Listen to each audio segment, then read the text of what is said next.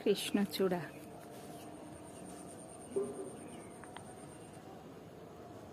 আগে আমার নিচে একটা গাছ ছিল, তো এতটা বড় হয়ে গেছিল রাখা যায়নি।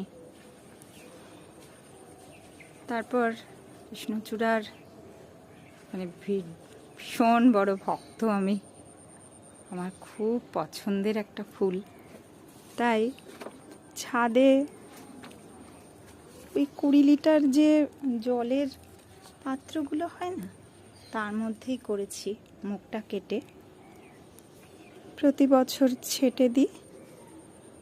আর ফুলে ফুলে ভরে থাকে সারা বছর।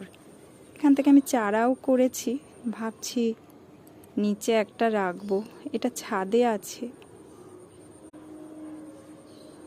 খুব সুন্দর লাগে।